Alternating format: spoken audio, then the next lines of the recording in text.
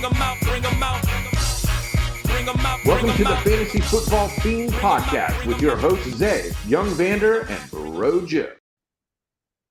Welcome back to the best fantasy football podcast on the air, the Fantasy Football Fiend Podcast, presented to you by Manscaped. I'm your Jose, the Fantasy Football Fiend himself. And as always, I got my guys with me, the Fantasy Phenom Young Vander. Holla at the people, bro. Fantasy Fiends, what's going on out there? And the rookie aficionado, Bro Joe. Holla at him. What's going on, Fantasy Fiend family? Yo, we have a tremendous show for you today. We're going to talk about the guys that you should not draft, the rhyme and reason behind it. Make sure that you know about what's going on in the news. And you can also now watch us on YouTube. You can also catch the podcast on your Pandoras of the world, iHeartRadio, Apple Radio, all that kind of good stuff. Make sure you join us on Facebook at the Fantasy Football Fiend Family Facebook group. That's FEIN. But for now, we're going to go right ahead and hop into your news. And now your fantasy news. It is official. All of your rookie quarterbacks, Anthony Richardson, Bryce Young, and who am I missing? Who's the third one? Who's the third rookie out there? Yeah, CJ Stroud, my Buckeye. How I forget my Buckeye? All three of them are going to be starting now. So do we think this is good, bad, or indifferent? Well, I mean, I think it was expected in Houston and in Carolina. The Indianapolis job, it was kind of like up in the air. Again, I thought, maybe Richardson be brought along maybe between week 4 to 5. But he was the most raw out of the trio. So for that reason. But with the Jonathan Taylor news, I felt that would kind of speed the process up now because you got to get some type of firepower in that offense. Who knows what's going on with that? So that's the only one that's kind of surprising, but hey, gotta do what you got to do. So do you think this is going to stunt any of their growth? I'll let you go ahead, Joe. Oh, what I was going to say is with the Richardson, I really wasn't surprised. I mean, you got to think like leading up to this point and just going back on to, everything that he's kind of undergone. He's worked on his throwing motion. Now he's with a system that he has, Sechin. He has Jim Bob Cooter. He has a really good quarterbacks coach too. Like I got kind of wrote earlier, like I feel like it's the same thing when I was around Trevor Lawrence to where he has that trio to really learn from. And you don't spend a 4th round pick overall to let somebody sit on the bench. I don't even remember the last time a 4th round pick overall sat for any period of time. 4th pick overall. Yeah, 4th pick overall. Yeah. Yeah. I mean, overall pick, right. That's good point. I mean, it's been some years since the NFL has kind of let rookies sit. Even the ones that should have. So I guess my question now is, does this end up hurting any of these guys, or do we think it's you aren't going to learn the game until you get out there and play it? Again, man, I think with Stroud and Young, it was expected from day one. But Richardson, I'm not going to say it's going to hurt him, but he's going to have some growing pains because he's the most raw out of the group. I mean, you can work on your throwing motion, but you've been playing football your whole life, and then now you're going to change the way you throw and everything's going to be different in a matter of months. I think not, you know what I mean? So I think he's the one that's going to have some growing pains because he's the least quarterback QB ready as far as, out of the trio. I think he's the most talented out of the trio as far as tools, like the strengths, the arm strength, the speed, things like that. But I think out of the three, he was the one that wasn't seen NFL ready. So I think he'll be the one if I had to choose one. So, Joe, let me ask you this. Mm-hmm. Fantasy-wise, does that possibly make him a little bit more dangerous? Would he have to possibly be like Fields was last year, use his legs more than using his arm, which could land him in that top 10 spot, like the same way it did with Fields, but because he isn't quite where he needs to be with throwing the ball yet? Well, it all depends on what you saw just this past weekend. When I saw the preseason game, he looked pretty efficient to me. What was it? I think it was like 5 for 7 or 5 for 8 or something like that. 67 yards. He did throw a pick, but it was one of those ones where kind of get away from you. I don't really ding them on that interception, but I like what I saw. I like the offense. It reminded me a lot of Philadelphia with the Jalen Hurts and everything like that. But the main component to me as far as his fantasy success is Jonathan Taylor. You can't fake an RPO with the running backs they got in the stable. You know what I mean? I think if they can get, JT happy, I don't think it's more so injury. I think it's going to pay dividends for what they can do. I think he can have a lot of fantasy value. I think he got the naysayers in the critiques. He played really good from what I saw. I love what I saw. Yo, 5 for 7 and an interception is not efficient, but hey, as you were. What do you want him to do? I mean, like, what we want him to do? We saw Bryce Young get beat up on. We gonna say anything about Bryce Young? Like, oh my God, Bryce Young is. You can't. Oh gosh, it's not the lesser of two evils. 5 for 7. What you said, right? 5 for 7. Was that it? 5 for 8, whatever it was. Right. For those little bit of yards and no touchdowns and interception, that's efficiency. Come on, Joe. I know for a few drives. I mean, for a few drives. I mean, we're not saying this guy played 4 quarters. We saying he played just a few drives. Touchdown, an interception on 7 attempts. I threw a pick. It's not efficiency, sir. No, but we have to temper our expectation when I look at preseason. When I go and see, like I said, we holding people to these extremes. Bryce Young didn't get into the red zone. Are we saying anything about him? Are we saying anything about Stroud? He didn't get into the red zone. I mean, I feel like it's a half glass, empty, half glass full kind of thing. All the criticism that he got, he looked pretty good. From everything that anyone critique or say, he looked pretty good. Good ain't saying he's ready to be an elite quarterback. He's ready to take the world by storm. No, but for what people would have thought him to be as far as a quarterback, he looked pretty good. That's how I'm looking at it. Not critiquing him like he's ready to be a top 10 quarterback in the NFL. Well, I want to actually talk about a quarterback that is also a rookie, and he's looked better than the big name guys that we thought were going to be, the go-to guys. But right now, the Raiders are looking like they may have found their guy in Aiden O'Connell, who was 15 of 18 for 141 yards and a touchdown, no interceptions. I can see this guy taking over. First of all, Jimmy G, he's not 100% healthy now, but I can't remember the last time he made it through a full year healthy. So is Aiden O'Connell going to be one of those quarterbacks that kind of sneaks up on us? And you might want to have him on the tail end of your bench, especially when dealing with our dynasty. I mean, if you're in a dynasty league, of course you want to have this guy because it's a dynasty league. I mean, but this is Jimmy's team. And I don't think until you get hurt. But that's it. You know what I'm saying? I don't think it'd be for poor performance is what I'm saying. I don't think he has a short leash. There's not a short leash on him. So I wouldn't be thinking that. But of course, if you're in a dynasty league, you definitely want to have the young guy, the quarterback on your taxi squad on your bench. Yeah, I think for dynasty, I would definitely hold on to Aiden O'Connell. He played about 3 quarters, if I'm not mistaken, that game. Yeah. And he got plenty of burn. He looks really comfortable in the offense.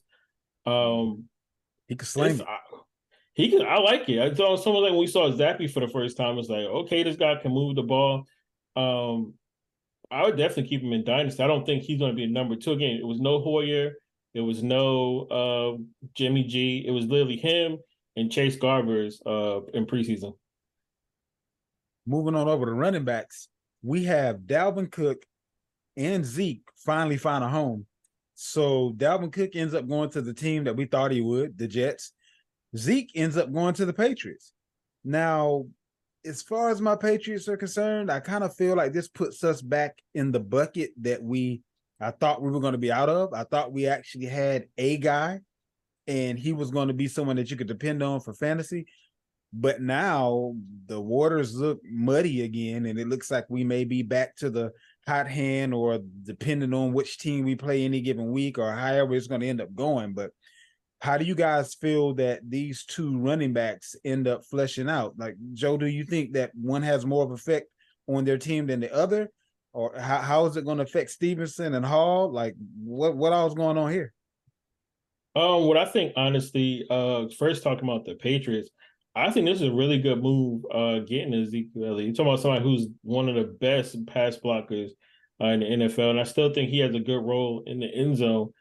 I think, honestly, I, y'all backfield so finicky. I don't want to still think Right. Ramondre has anything, but I would say I would handcuff Ramondre with Ezekiel definitely.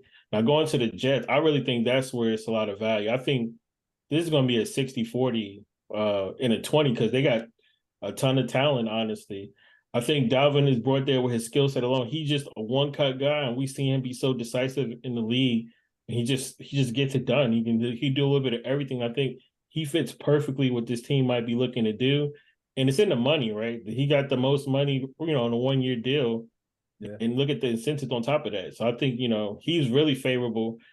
But, I think it's good for Brees. I think if you're a dynasty owner or someone who plays dynasty, this is great for Brees. Like Van always kind of allude to, that first year coming back from ACL doesn't go the same way for everybody, right? And I think this is a good time for him to get to speed. I think, honestly, this kind of extends his shelf life, right? I think it's added value. I do think this is like a Super Bowl or bust situation.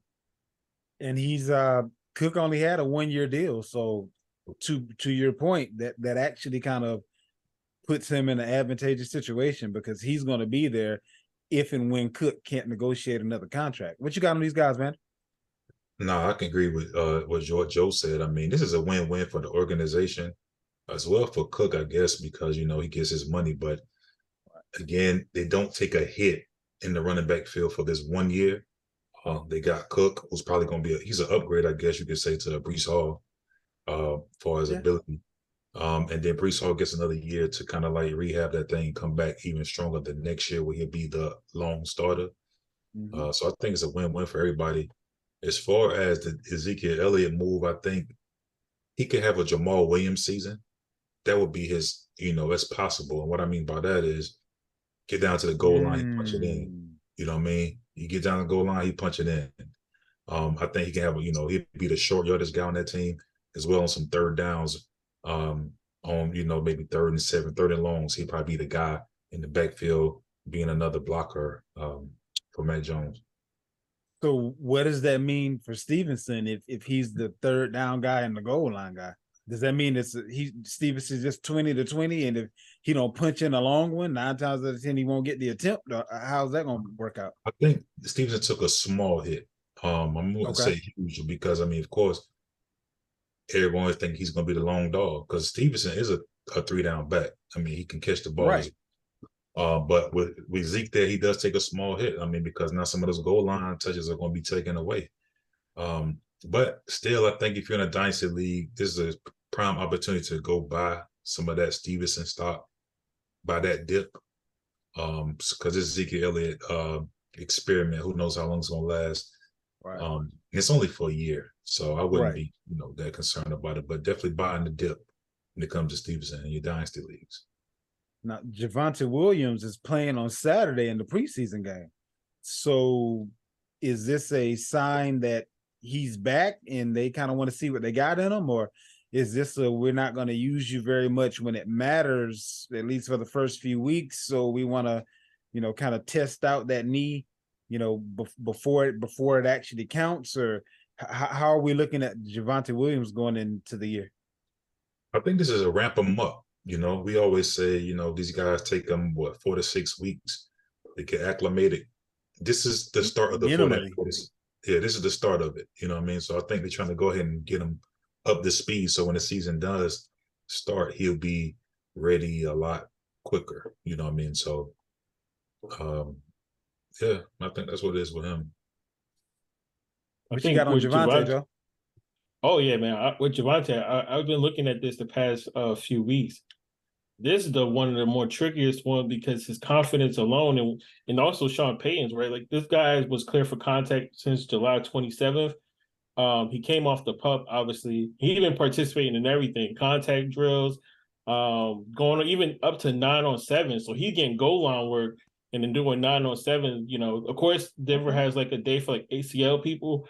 So he does have those, but even still, he's doing individual drills. Like this guy, he sound like we saw it before, but it's hard not to take stock into it, especially when Sean Payton just coming out and say he's 100%. I think he only plays, if a series, if that. They just want to get him a little contact. They're one of the few teams I don't think they even had joint practices as of yet. So they think they just want to give him a little bit of touch and just get him out the game. You got J.K. Dobbins, who supposedly is looking good in practice. We know that he had a cleanup procedure after his injury from year before last. So he's trying to, get back into form. Now, do we think that based on him looking good in practice now and being a full year removed, plus having the scar tissue removed from that knee during the offseason, do we think that this gives him a little bit more longevity during the season, or is he an accident waiting to happen, Joe? Yeah, I like what Ian Rappaport said. He said it's the kind of injury that could be okay with the new contract. Same thing with Jonathan Taylor, right? I think these people, I got this element bothering me, because if you see him and if you've seen him since, social media or on the Baltimore Ravens YouTube, this guy's cutting like he ready to go game time today. We can't foresee injury. We've seen him to be injury prone, like Vander's alluded to in the show before last. So it's like I loved him. I bought into him once, but you can't fool me again, kind of thing. Where I'm just going to be steady about Joe, hold up though. You know the track record. I know. You know the track record. And on top of that, look, Melvin Gordon left practice. You normally just a year early. That means that this may be his year. What I had to add to that is Melvin Gordon left practice today. I didn't see that. With no injury, no disclosure. I don't know if he if it's one of the things. I don't know what. That's all I'm gonna say. I'm gonna have to check into that. Okay, he left practice today. Interesting. I don't know, but like I said, Dobbins looked really good. He looked like he was in season shape. He looked really good. And I'm like everybody can see it on social media. Go to the Baltimore Ravens page. He looked pretty good. He looks like he's ready to go. What you got on J.K. Vander? I'm not messing with him, man. Just not messing with him, man. Buyer beware.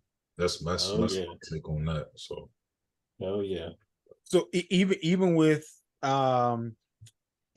his draft position currently not being in a place where it's going to really hurt you if he doesn't make it, like it is. I get. Well, we'll talk about the do not draft people later. He might be on your list, but based on where he's been drafted right now, I think that, first of all, I do believe he's boom or bust. But if he does boom, where you can get him right now, and then maybe you trade him after week 2 or 3, maybe somebody else is convinced that you don't want to take the risk for the rest of the season. But I think he's a lottery ticket that I'd be willing to pick up based on him just costing $1, essentially, if that makes sense. But Miles Sanders is still not practicing, dealing with that groin injury. The coach said that it's precautionary. You don't take precautions with people that are good to go. Humble opinion, especially before the season starts. Like right now, you aren't even going 100%. So if you have to kind of hold them on the sideline now, what is that going to look like during the season? And especially since how they don't necessarily have the best depth or the best stable of running back. What is that looking like for you, man?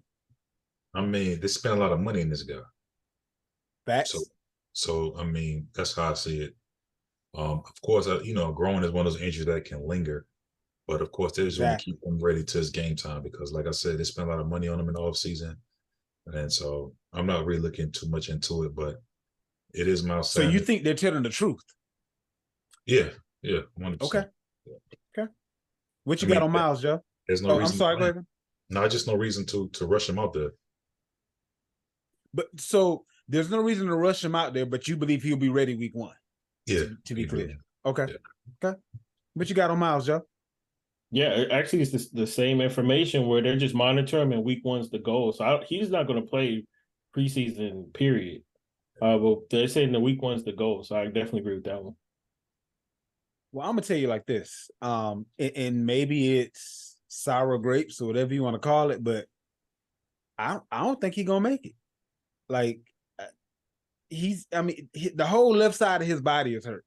Like, and then you get the groin on top of that. I mean, like it's always something with this guy.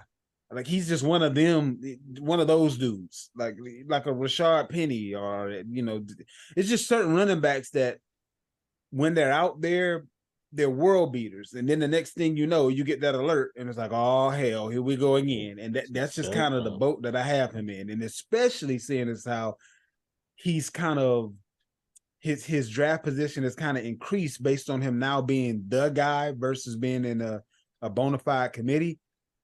I wouldn't want to risk that draft capital, and now he is boom or bust, but I have more faith in J.K. than I do Miles Sanders, and that may be because he's a Buckeye, so I'll throw that out there. But still, they're almost in the same boat for me. But J.K. has had an opportunity to kind of lick his wounds, and Miles Sanders seems to get hurt every time he goes out there. If whether it's major or whether it's minor, you can never really get a full complement of weeks from him based on the injuries that he ends up having. But we'll kind of see how that goes. I know if he goes down, I have no trust that Cuba Hubbard or what's the other guy's name, Blackshear or something like that. They might need to call Leonard Fournette, man. They need facts like now, like get him in there now, so the playbook, because Miles ain't gonna make it through the season. Now I'm willing to bet half of my next paycheck on that one. But we got Jonathan Taylor, who Sanders. Mm-hmm. I like Sanders. Yeah, he's good when he's out there. He and Penny like mirror each other, which is why I'm surprised the Eagles picked up Penny and sent Miles on up the road. They're like two peas in the same pot. You got Jonathan Taylor, who's back with the team, and then he was excused from camp for personal reasons. So I don't know how to take this at this point. I don't know if they don't want him to further injure himself because behind closed doors they're actually looking at trade possibilities, or if it's just we'll let you pout, but don't pout around us. Whenever you're ready to come back, you can come back, and we're not going to trade you. I don't know what's going on with JT, but just like you said earlier, it feels like one of those injuries that could be made whole by a new contract, but I don't believe Irsay is going to budge. He's not one of those. He's one of those owners that will cut off his nose to spite his face, like just to prove a point. So I really don't know how to feel about JT this year. Is he going to end up dropping far enough, just depending on when the draft is? Do you think he'll end up dropping far enough down draft boards because of the uncertainty that he'll then be a value, or are you just going to kind of steer clear until you know for certain what's going to go on? Yeah. Go ahead, man. Definitely going to fall. Go ahead. Oh yeah, I agree with what Vander was about to say, and sorry about that, Vander. Like I said, going back to his injury, this was just an arthroscopic ankle injury. This is just cleanup. This guy, all right, he's already even going out to say it. I'm fine. I have no injuries. This is about that money. If I'm not mistaken, Jonathan Taylor's a second-round pick. And yeah, he just want to make sure he gets guaranteed money. We already know this is the guy. This is the franchise piece for this offense. He just want to make sure he get paid. But like you said, this reminded me of Darrelle Revis and Jim Johnson for the Jets. And we saw that they had to fly a plane to go to Revis' crib to, make this man happy. I'm not saying it's going to go as far as that, but Jonathan Taylor, you know what I mean? Somebody got to do something. So, like, if there's one person that kind of earned, the ability to speak, because this man played 11 games with this foot injury. 11 games. Like, he played most of the season. He wasn't like, you know what I mean? Oh, I got this foot injury. Keep me out all year. This dude was playing for 11 games and still almost had 1,000 yards. And he didn't have none of the explosiveness that we used to him seeing. Protect himself. Get yourself some type of money, because we seen Saquon can't even get, you know what I mean, the type of money he wants. And if you under Saquon, I don't know what to say, but I think, you know what I mean, this might play literally into like week 6. I think he's really firm into staying to his ground. And I think it's one of them things, like you said, he wasn't a distraction when I saw him, the clip of him on the field, but you could definitely tell, like, everybody is seeing who's coming to these, or, these practices. This dude is good to go. This dude, we already know his mode and his work ethic. This dude is in shape. He ready to go. just pay him. Let me ask you this, Vander. Does the fact that Hunt didn't sign there, does that make it more likely that they may fold, and also that the backup that Moss broke his arm? So right now, the only back they have is what's my boy? Is it Johnson? I think it is.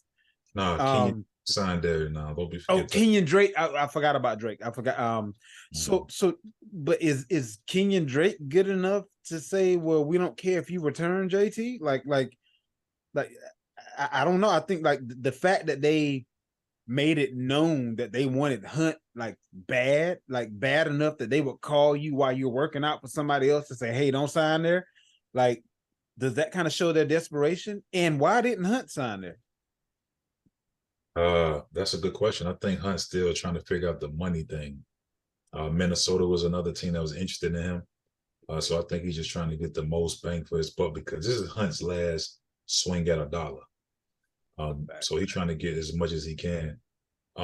It's kind of hard to say with the situation, because this ain't your typical owner. This is Irsay we talking about. Right. So this can go anyway. Irsay, he you don't know how he comes. Different. You know what I'm saying? So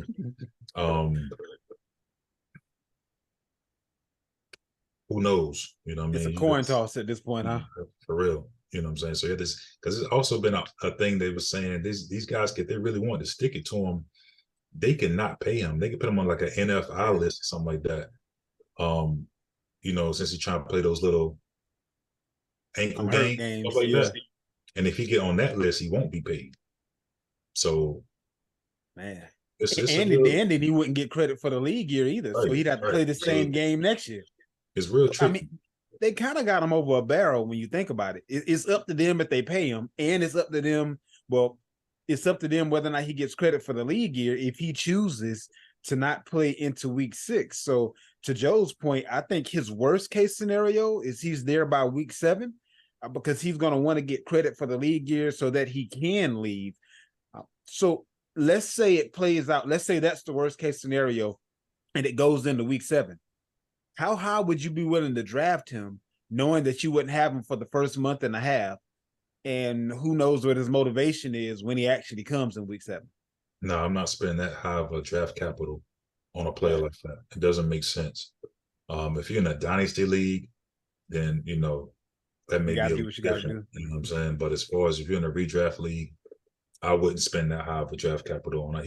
He'd be a guy I wouldn't touch. Moving on over to wide receivers, Treylon Burks was carted off the field today.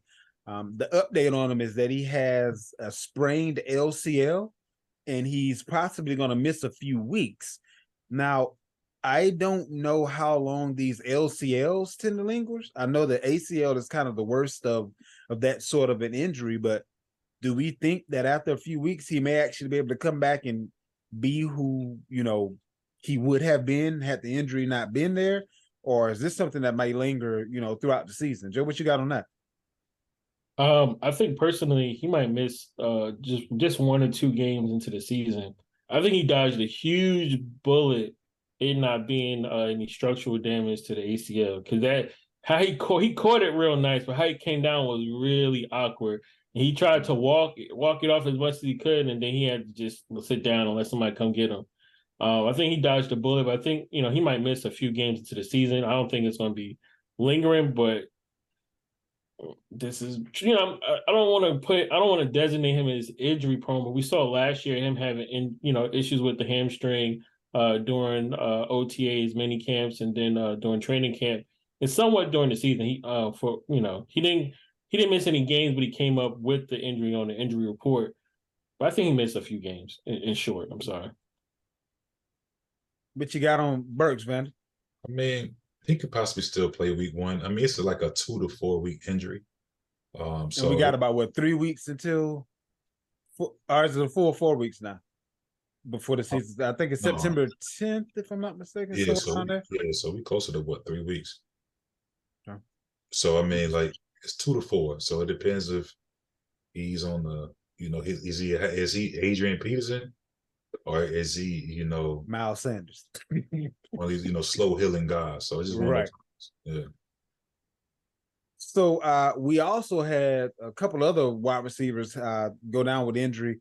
Russell Gage has been pronounced out for the year. I don't know if that's going to have a significant, any bearing as far as the team prognosis is concerned. I mean, he at most would have been, the third or fourth wide receiver on the depth chart. So I don't know that many fantasy owners would have been dependent on him. But I mean, sad to hear that he's out before the year even gets started. You have Jalen Waddle, who is currently out with the abdomen injury. I think they're kind of playing that by ear. It's kind of along the same lines of, well, there's no need for you to be out there right now, so let's not risk it. But do we think that this abdomen injury could be something that lingers for a while? What you got on that, man? No, I think Jalen is fine. I think just a maintenance thing at this point. Like, I'm not going to drive my Rolls Royce out here. You know what I'm saying? I'm going to just wait till the car show. You know what I mean? So, as far as Russell Gage, I mean, there's Russell Gage owners, especially in these deep leagues. I mean, some people are dependent. I would get some of that Palmer stock, the rookie, the guy. True. He's probably the guy's gonna be fighting for that third spot.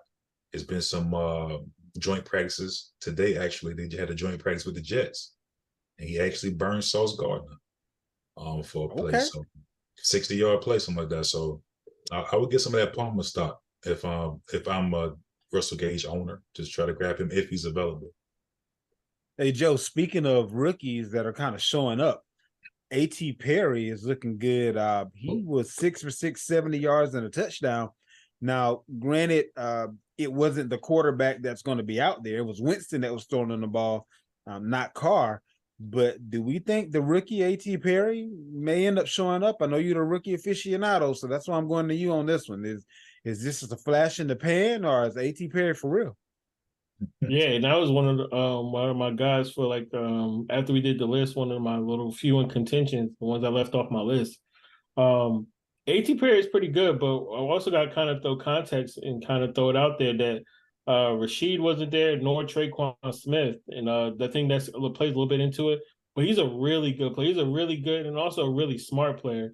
We're looking at somebody that's 6'3", 198 pounds, and run a 4.47. So he's one of those bigger guys.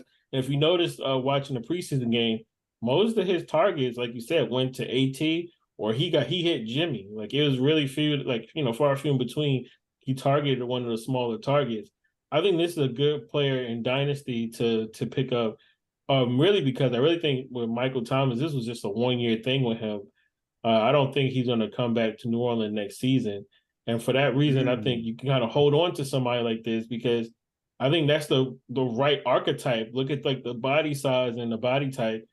They're the similar stature guy, and I think he can learn so much from Michael Thomas. I think AT, we might be saying a different story about him next year in the event that the Saints move on from Michael Thomas.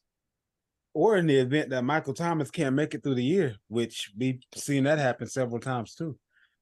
Terrace Marshall has a back injury. So the Carolina Panther wide receiver who was supposed to be tearing it up in camp, and then he lost his depth chart spot to a rookie. So I don't know how much hyperbole it was in there or what, but what's the prognosis as far as Terrace Marshall is concerned? Do we think that he's going to be the same as he always has been, which is much ado about nothing, or does he have an opportunity to kind of make something shake? What you got on him, Van? I mean, there's a lot of guys over there. I mean, none of them is exceptional, but Mingo as well has been playing well in camp. Right. Mingo took his spot. Right. And then you still got Chark there. Right. I think Thielen in his spot solidified because he's the only slot in the building. So for sure. But yeah, I think it'll be just them, what you call the game, when you go in circles, trying to sit in the chair. Turnstile. It's gonna be when the music stops, you get in the musical chair. chairs. Yeah. It's one of those things, man. So I mean, I wasn't really looking forward to Marshall doing much in fantasy as well anyway. So he's not a guy that's really on my list at all for anything.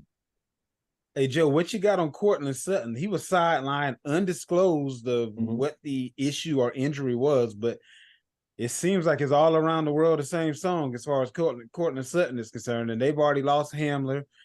So they're losing guys, left and right. I don't know if this is long term or anything like that, but what's up with these pass catchers for they lost Tim Patrick for the year. So if Sutton is gonna do his same old, which is, I'm here one week and going the next, what's the prognosis for him as a player? But then also, what's the prognosis for the pass catchers as far as the Broncos are concerned? Well, he practiced today. He practiced in full, and he actually caught a big pass from Russell today. Allegedly, this was Russell's. Today was the day that he ended up sideline. He ended up sideline in this practice today, but they didn't say what it was due to.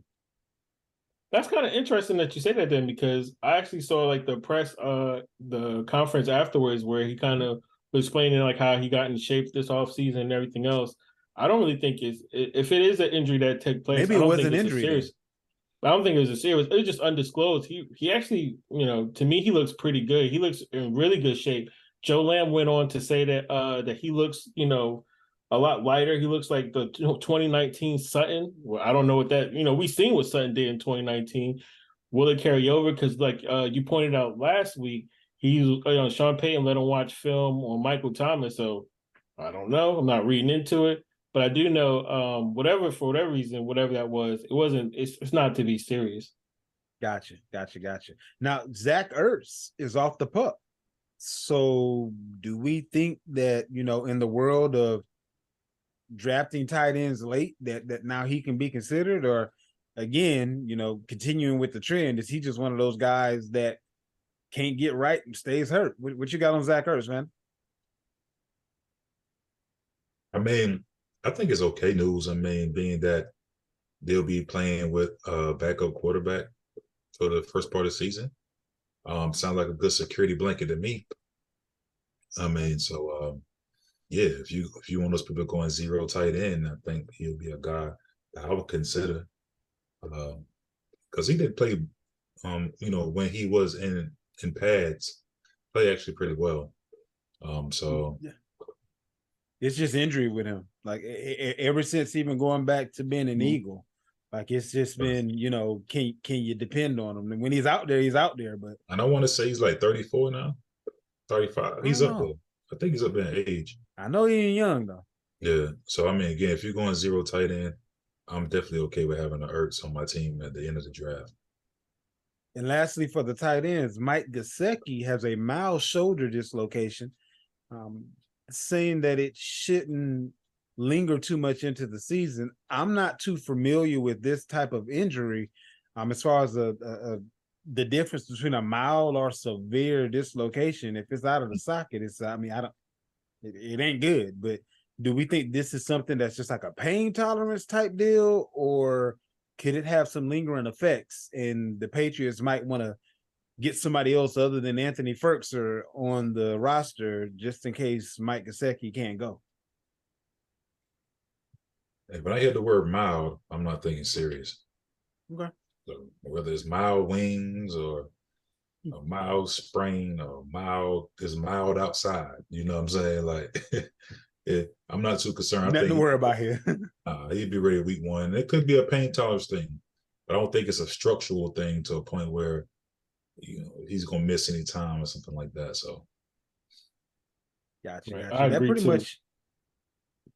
Go ahead, Joe. My fault. I was just gonna say I agree too. And then just going back to Ertz real quick, I think Ertz got one injury away from being Goddard, because Trey McBride looked really good in his absence. I think he about to get Goddard if he get another injury, in my opinion. For real. Yeah. And McBride is going into, is it year 3 or year 4? I want to say year. I think he's a rookie. I think he was a rookie last year. He's going to year 2. Oh, okay. I thought he was going into year 3. But yeah, it normally takes tight ends, a little bit of time to acclimate. And the fact that he does have a year under his belt now kind of bodes well for him. And he showed up as a rookie too. So I mean, I mean, yeah, you make a great point there. It may be the same song again that got him, booted out of Philadelphia. So that pretty much wraps up the news, unless I missed anything. Is there anything glaring that I left out, you guys? Nope. Okay, well, let's go right ahead and hop into the do not draft list. Don't do it.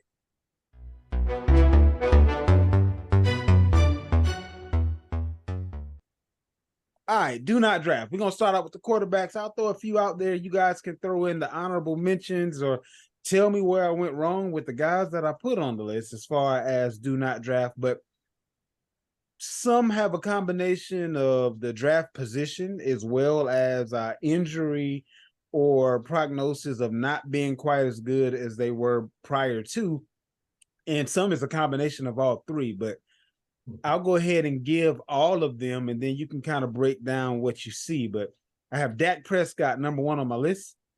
I have Tua Tagovailoa following him up, Russell Wilson, Matthew Stafford, Kyler Murray, and Jimmy G.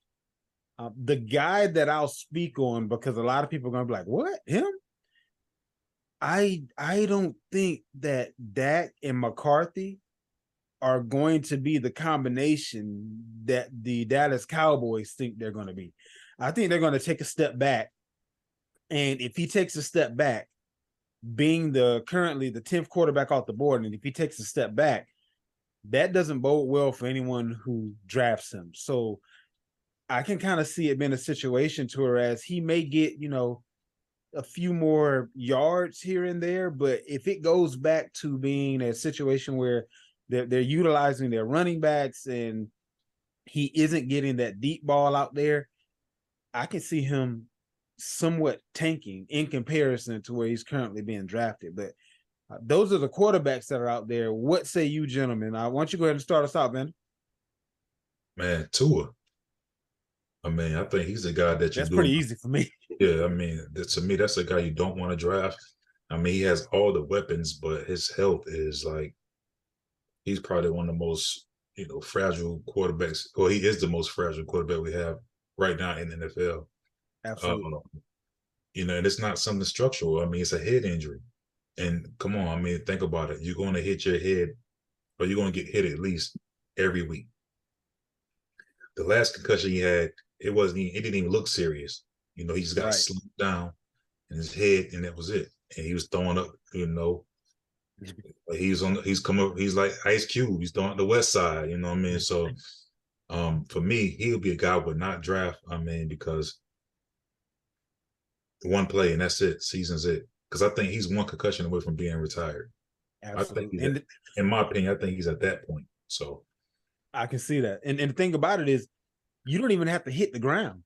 Just your head snapping because you got hit and you still standing.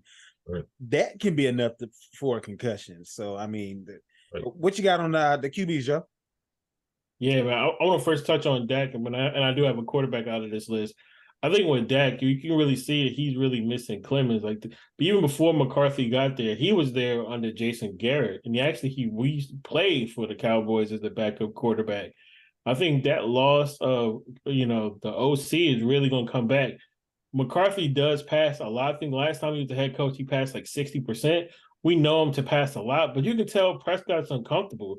Even in training camp, the defense is good. I like what they did to address the defense, but not to the tune of the interceptions he was throwing. And to get, everything misconstrued with Diggs, calling him, pretty much corny, calling him whack, calling him out about his play. I mean, I really agree with you with Dak. I think that's, one, I don't think he's going to be as comfortable in this offense. I think he's going to miss his OC. But I think out of this list, too, I think Tua was a phenomenal call. I think he has all the upside in the world. And if you want the people that can put injuries aside, which I can't get at that West Side out of my head, too. Like, I'm going to bypass him, but I feel like I'm going to regret it because he looking deadly out there. He throwing dots, man. He throwing lasers out there. It's not the talent. Definitely not the talent to your point, right? But I think Kyler Murray is going to be one in which we're going to have to go with. And it's not that I think he's not going to fit this offense. I think the following year, he's going to probably be and I'm gonna say it now just in case, he might be MVP level coming back the next year, but that's because he's gonna be able to get a Marvin Harrison. I don't think he's going to be in Arizona next year. I think they're going to end up drafting a quarterback because they're going to be that bad. They're going to get the best quarterback in the draft next year. That's how bad I think Arizona can be this year. I think they're going to get Marvin Harrison next year. I think Kyler's going to come back. He's going to play fairly well. He's ahead of schedule from everything. I think he was like 3 weeks removed from surgery already, putting pressure on it, already working out to some degree. I think he's going to play. His first year in his offense, we don't know what it's going to look like. We talking about a first time OC who pretty much was the positional coach at every position, right? But if you look at his coaching tree, if it's anything, he had like Norv Turner. He had my guy that played for the Giants, not played for the Giants, who was the head coach of the Giants recently. He had obviously Kevin Stefanski. So if it's anything, it's like, what do we expect? It's all West Coast. There's a lot of vertical concepts to that, but I don't think he has the receiver in the room. I'm not sold on Marquise Brown. I don't care how much volume he's going to get. I don't think he's the guy there. I don't think he has the arsenal there to get it done. And this coming back, I think it's one of the things you just got to bypass him. Even if he's healthy, I don't think they have enough talent on that team to keep him upright, even with the addition. So I'm gonna say Kyler Murray. I want to speak on Jimmy G for just a second. I know we talked about him a little bit in the news, but when was the last year that he made it through the year? Can anybody remember when he actually has made it through? I know you're a 49ers fan, Vander. So, and I'm not saying this tongue in cheek. I'm being dead serious. Like I don't recall the last time he actually made it all the way through. And he had foot surgery this offseason, which made most teams kind of steer clear of him. So I don't have faith that he's almost, in my humble opinion, more likely to get hurt than Tua. But it's just not a head injury. It'll be something else. And he's not one of those guys that gets hurt and then he's able to come back. He gets hurt and he's done for weeks. And I honestly believe that if the rookie gets in there and he shows a little bit more of what he's done this preseason, I think Jimmy G might just lose his job. So, like, what is your outlook as far as Jimmy G concerned, Vander? I mean, it's, my outlook.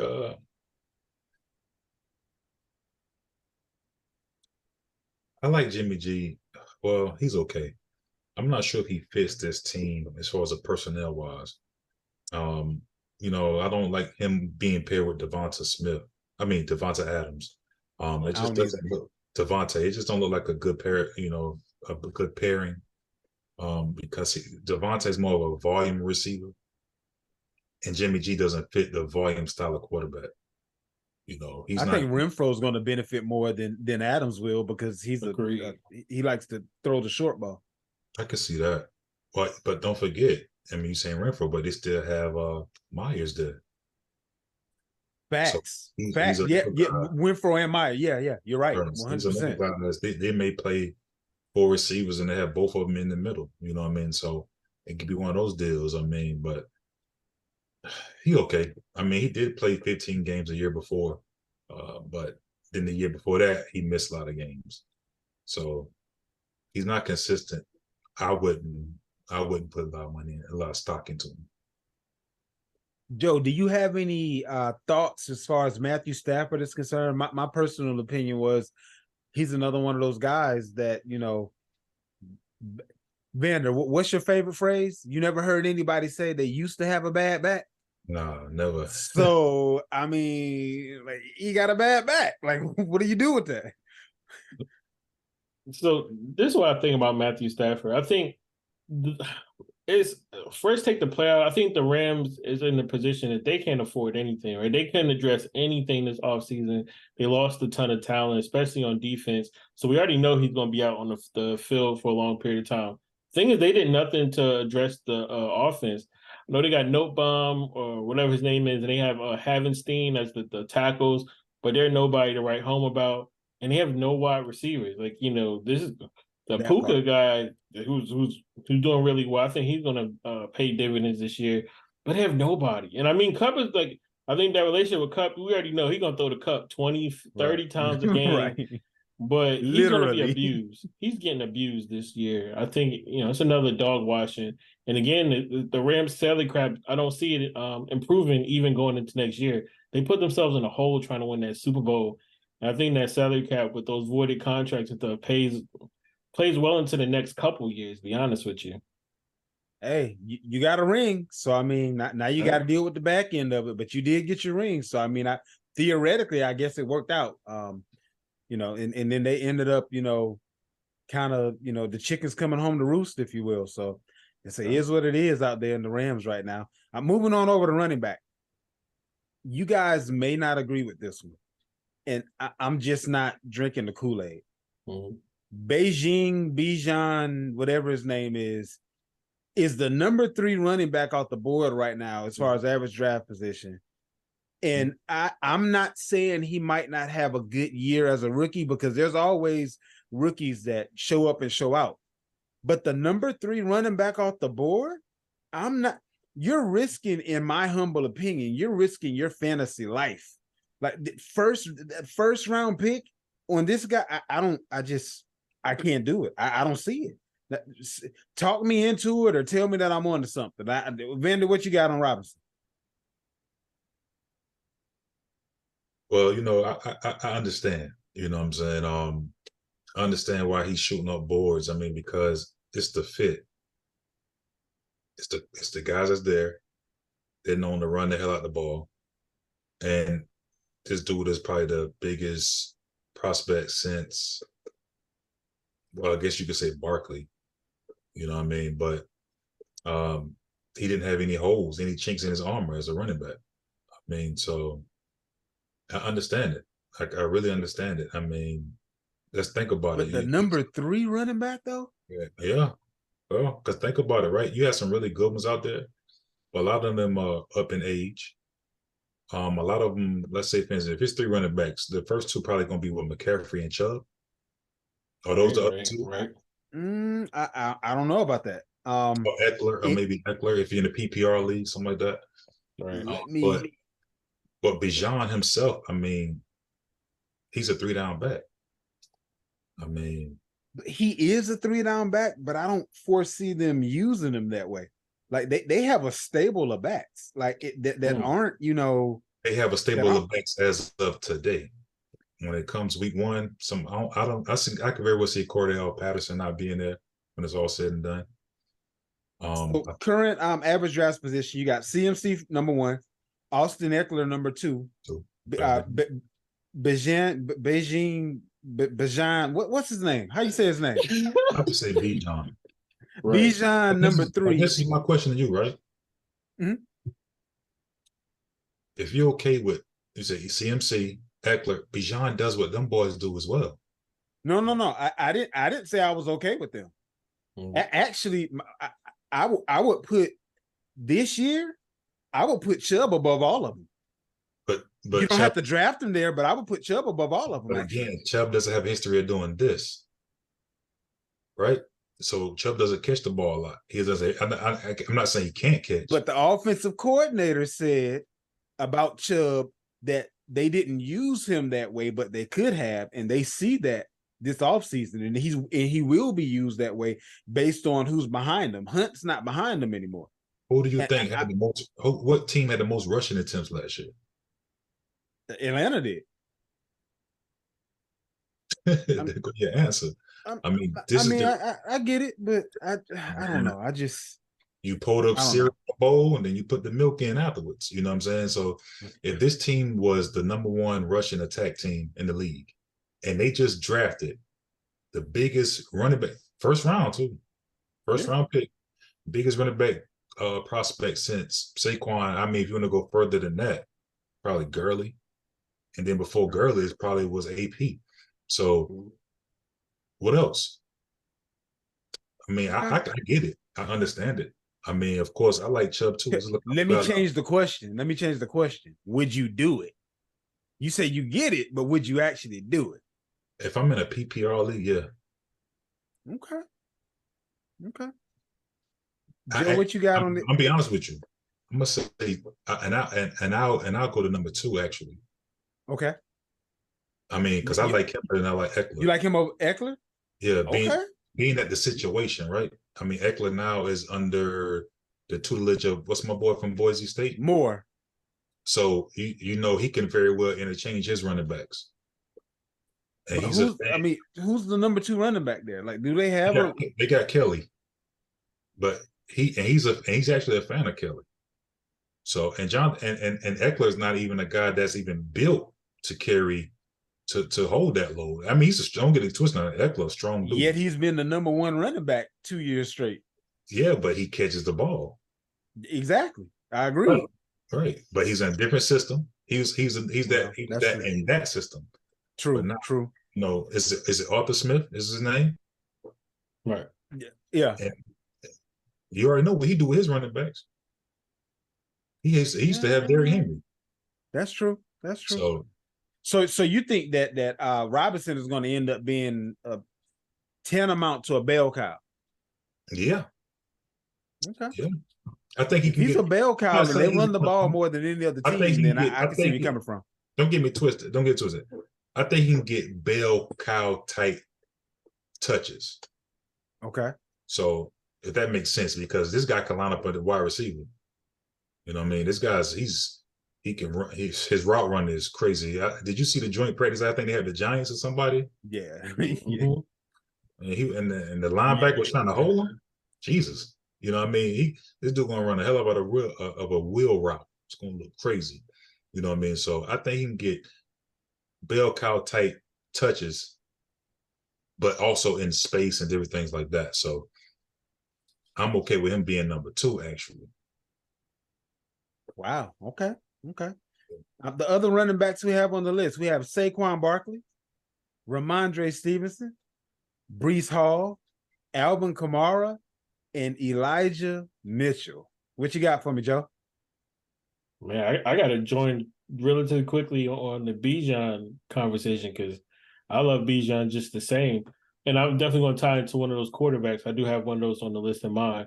I think with Bijan, what I love about him the most is he wasn't actually being a receiver much in Texas, but this kid has extremely good hands. Taking it a step further, one of the parts of working him out and doing the private workouts, they primarily moved him around at wide receiver positions much of those workouts. It was more so the receiving aspect of the game, more so than the rushing.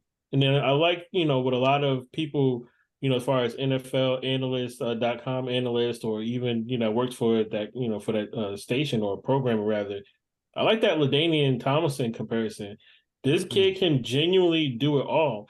And to Vander's point, I think they're going to pass more. Of course, I think this offense is going to be really true to when Tannehill, like I said before, had one of those outstanding seasons. I think, they have the AJ Brown now. They have the Delaney Walker, type of, guy, and now you have the running back, not the Derrick Henry, not saying that at all, but you have, a bell cow running back.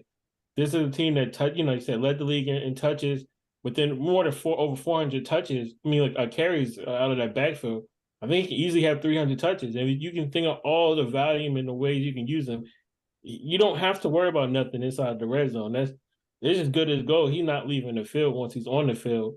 So I think Bijan, I would take him. Like you said, I agree with the exact same statement. If it's PPR or half point PPR, I definitely would consider him at least 2, or if not 3, depending on where I'm drafting. So I definitely agree with that sentiment. I think it's because it's been, far few in between, because before we had this conversation, last year was Breece Hall. And then he went in the second round. Kenny Walker went in the second round. And then before that was a first round running back, of course. But this is the guy. This is the one that, like you said, the conversations of a Saquon caliber guy. So this conversation will have a lot of different opinions, right? I think this is more telling. He's really true to what's as advertised. He's the easiest prospect to analyze in a long time. So I definitely agree with what Vander was saying. But out of this list, I'm going to go to the guy I just mentioned, Breece Hall. I think, we all knew before the season that I think, if he could come back healthy, he still could be on pace for a 100-yard season. A 1,000-yard season, pardon me, if he was to come back from injury. But this is the one of the thing again. It's a thing. You add on to your shelf life. You're able to come out of the situation next year fully healthy. Because look at his size and stature. This guy is extremely fast. He ran in the 4.3s. So this guy can definitely. I think what is going to be interesting is that he gets to learn from Dalvin. And I'm not saying that he needs to emulate Dalvin in any shape or form, but I think as decisive a runner as Dalvin Cook is, he can really take that on in his game. He can really add on to his game from having a Dalvin Cook.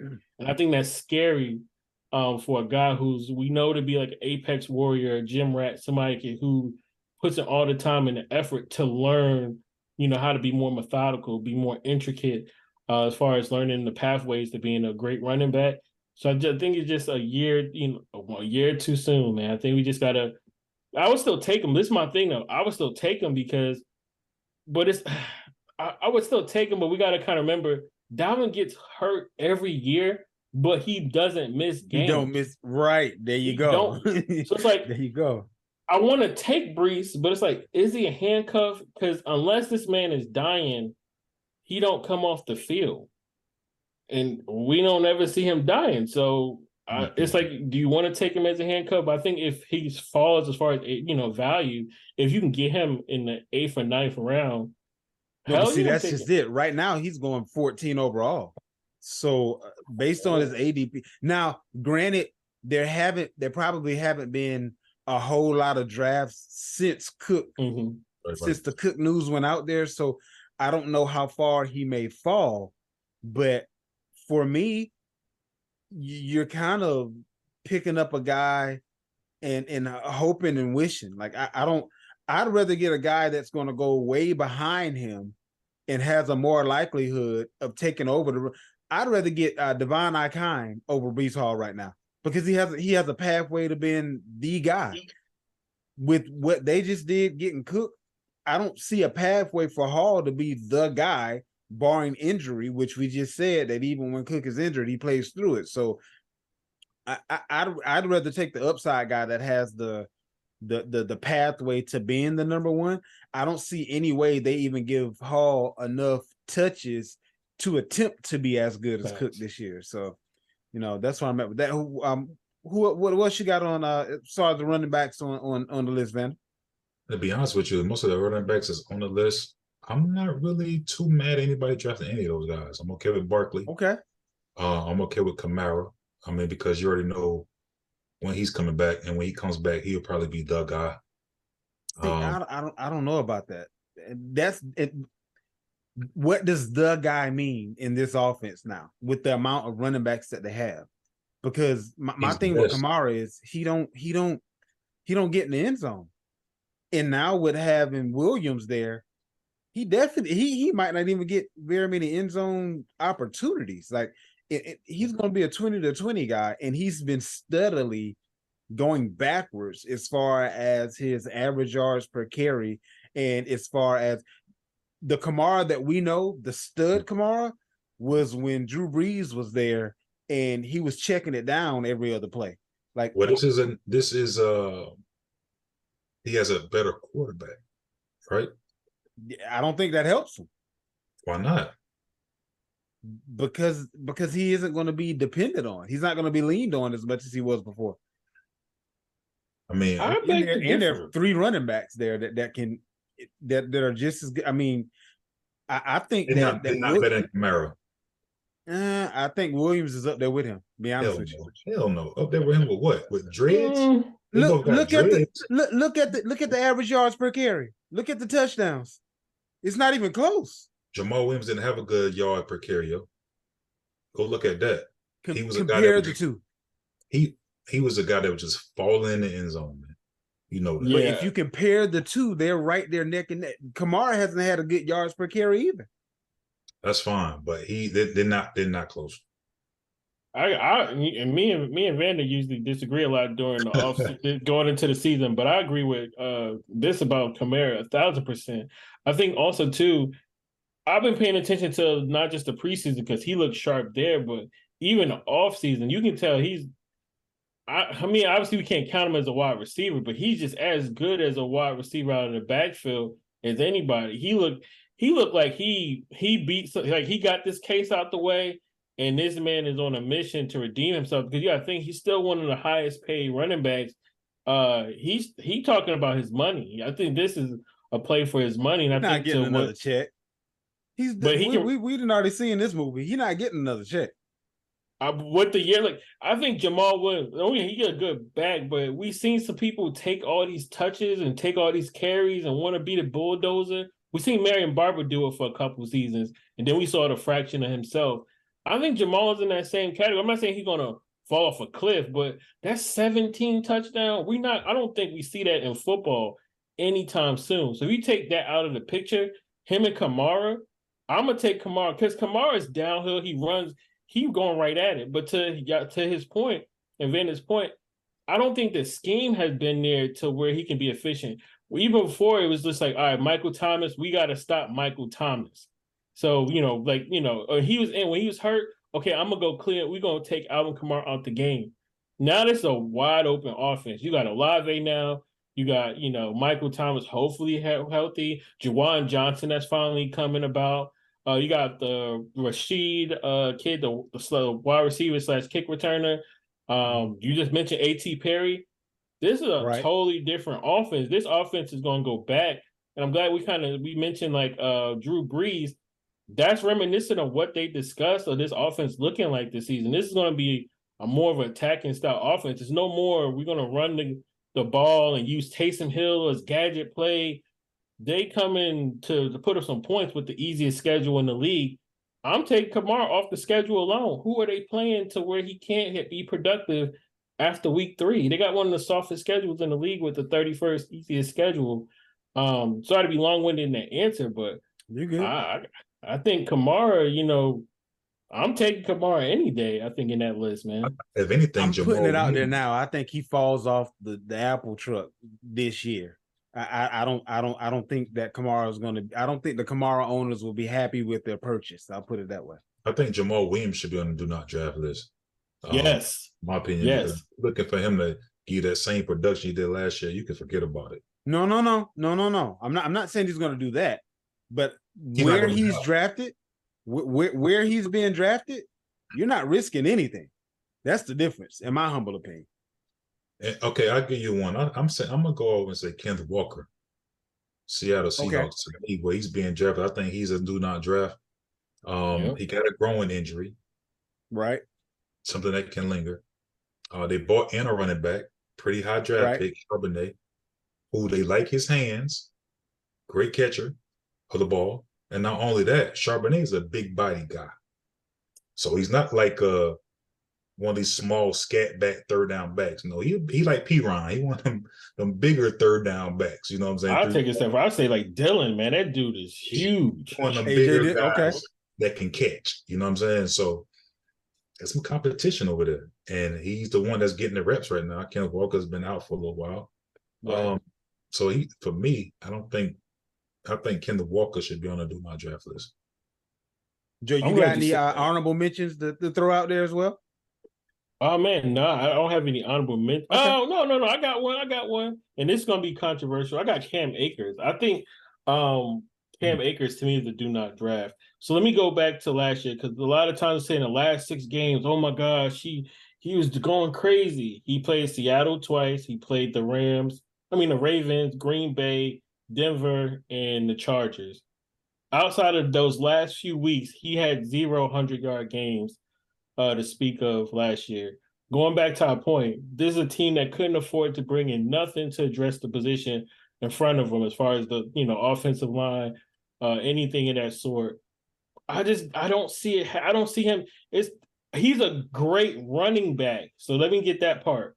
But I just see when the focus being set on him, I don't see him being productive. Again, those last matchups that he did good, well, he did all right.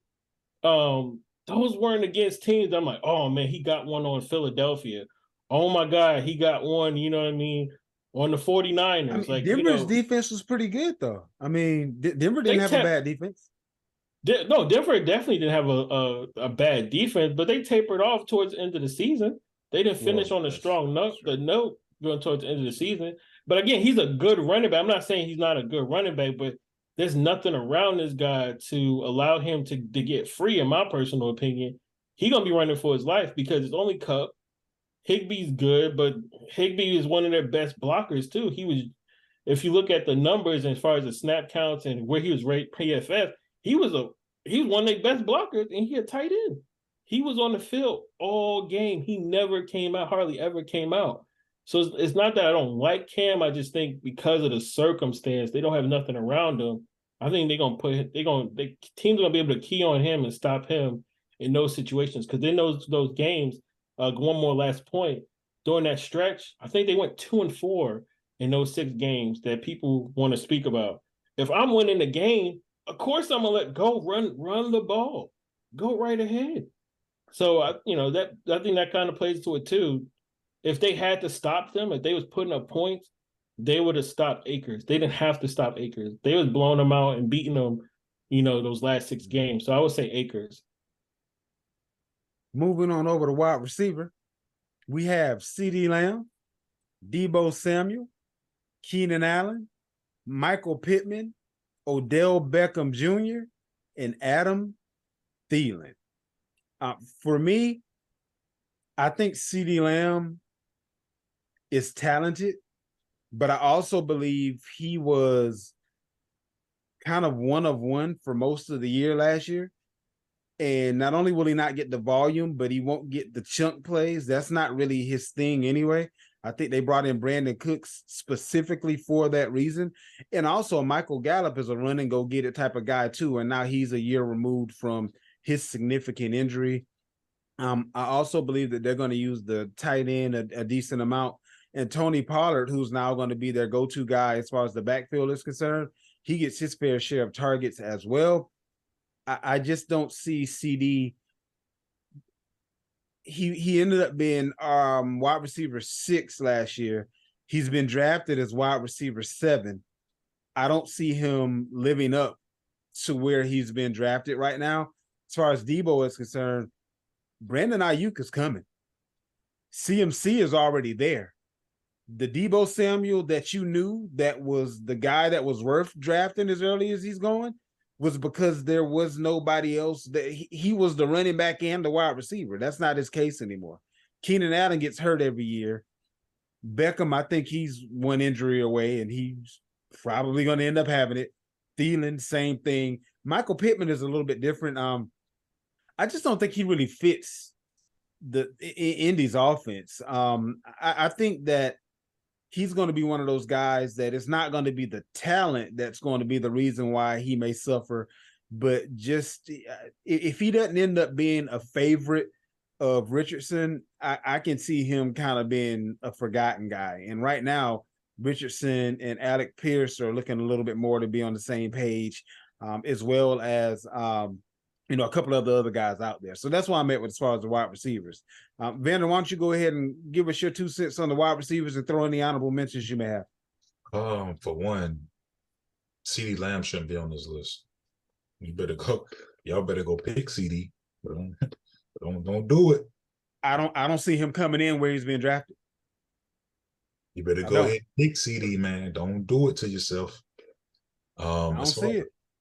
So you think he's gonna be a top 6 wide receiver, is what you're saying? Yeah. I don't see it. Why not? I just told you why not. He's the alpha on the team though at this point. I don't know that either. He was the alpha when he had to be because there was nobody else. But I can't say that with other I don't see him getting nearly the same volume with who they have on the team now, is what I'm saying. So I'm not saying CD's going to be a bad wide receiver. I just can't see him doing as well as he did last year when he was the only wide receiver, and that's where he's been drafted. So that's what I'm saying. So, I mean, we have seen CD production do this. Every year he's getting better. What's going to be so different this year? Who did they bring in? They didn't bring in Justin Jefferson. I mean, who's that? They brought in a guy that's got 1,000 yards a season and is a deep ball catcher with almost any quarterback that he's been with, including Davis Mills. That's who they brought in. And Michael Gallup is now healthy as well. Who? Michael Gallup. Who? Don't act like Gallup didn't put up fantasy points before he got Who? hurt. Who? You heard what I said. And when was that? You say before he got hurt. How many years ago was that? Yeah. Year How many before years- last. No. He didn't- Yeah. Yeah. Year before last. That's like 2 years ago. Whatever year, his last healthy year. Hey man. I want to say that was year before last, if I'm not mistaken. Hey, get that CD, get that CD stock. You know what I mean? Invest in the CDs, not like the CDs at the bank, but you better invest I in wouldn't this do it. CD Lamb. You know what I'm saying? Because I mean, you talk about Brandon Cooks, he has a history of doing well from team to team to team to team, but CD Lamb is the best wide receiver in the room, I agree. and But he's not the only wide receiver in the room anymore. That's all I'm saying. You don't have How to can be. you be the same rank that you were when you were the only wide receiver, and now you have two other guys that have come in and that are Because he's the good wide alpha. receivers in their own right. The alpha. I get that, but when you were the only, you ended up where you're being drafted right now. How does he get back to that spot? Is my question. It don't matter. He's the alpha. You talking about Brandon Cooks? How old is Brandon Okay. Cooks? What age got to do with it? What you mean? What age got to do with it? He could run last year. You think he forgot how to run between last year and Brandon this Cooks year finished last year. with Davis Mills? See, I don't give a damn if it's damn Davis Cox. What You did he should. finish last year? What did he finish? I don't know, to be honest with you. Well, it wasn't too hot, right? I bet you CD Lamb wouldn't have finished at number 6 if Davis Mills was throwing on the ball either. So I mean, what are you saying? We don't know that. All I know is what CD Okay. finished at. He's the alpha on the team. It's his team. Okay. They ran Amari Cooper out of town for this guy. Don't forget. It's his So team. should I go ahead and write on the board right now then a bet between me and you that CD Lamb will not finish as high as he did last year? I think he can finish around that. But if he don't finish higher than he did last year, he's not worth where he's being drafted. That's not true. What if he finished 7? That's where he's being drafted. That's my point. Okay. He finished 6 last year, right? I don't invest to get the same amount back that I put in. No, I want a return on my investment. No, that's not. But as long as you're in the vicinity, right? Whoever finished first don't always finish first 2 years. That's hardly ever seen. So then I'm not talking about first. That's not even his realm of possibility. So Okay. you are saying that he could end up finishing worse than he did last year. Because that's my point. he could drop one spot. So you But think you his understand- worst case scenario is You got to 7? understand though, the difference between 6 and 8 could be 2 points. 2 True. points. I agree. So he. But could you're finish saying that his vicinity. worst case scenario is being Mhm. wide receiver 7. That's what you're saying. I'm saying he could finish in the vicinity. No, because I just told you. If I just told you the difference between 2 or 3 spots could be 3 points, that doesn't make sense, Zay, to make that kind of bet. He definitely, if he finished, you say he's being drafted at 7, Right. Mhm. he could finish top 10 for sure. I can see him being maybe number 10, maybe. That's But I feel more comfortable saying he'll be somewhere around 12, 13, 14-ish. no, hell no. On this list, man, it's hard. Definitely Deebo Samuel. You know what I'm saying? Because the thing that made him good has been taken away. Again, Correct. the running acclimate, he's been able to run the ball, and that's where he got all those points off. It was the legs that did it. Facts. He already has an injury history, of course. And again, Brandon Ayuk has arrived, and all the rumblings out of camp is he on the way. You know what I'm saying? Unguardable. Do you think he'll take over the number 1 wide receiver position on the team? Yeah, he's already that. Who's the number one? Okay, I didn't realize that. I didn't realize that. Who was the number one? Okay. He already did. No, that. I mean like on the depth chart. Because I think Deebo was still considered to be the number 1 wide receiver. he is the guy. Okay. You know what I'm saying? And what made Deebo? This is Deebo last year as a 49.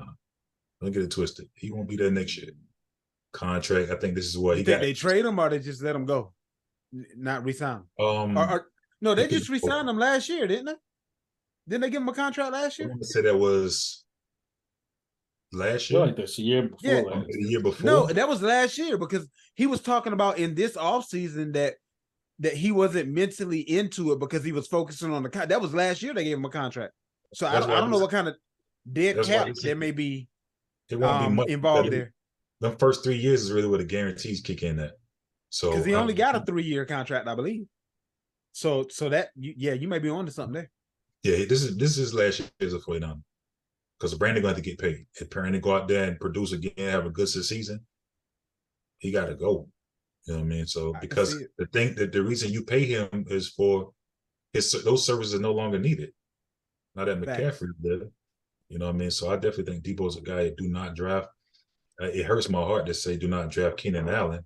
I mean, because this is one of the better route runners in the league. He is. But now It he's ain't the 31 talent. years old. You know, he's 31 years old. His injury history is extremely high. And now it's a new coordinator in town. The old coordinator wasn't good for him. And we all knew that. I mean, Joe even alluded to that. You know, it was all about Mike Williams. Just like I'm not really a big fan of Judy in Denver because it's the same guy. He like the bigger guys on that. You see the guy sitting watching Michael Thomas tape. It's that big guy on the outside that they always throw the ball to. We want you to be him. And the slot guy always get kind of lost in the system. So, but definitely Keenan Allen is the guy that hurt my heart, you know, to say don't draft him.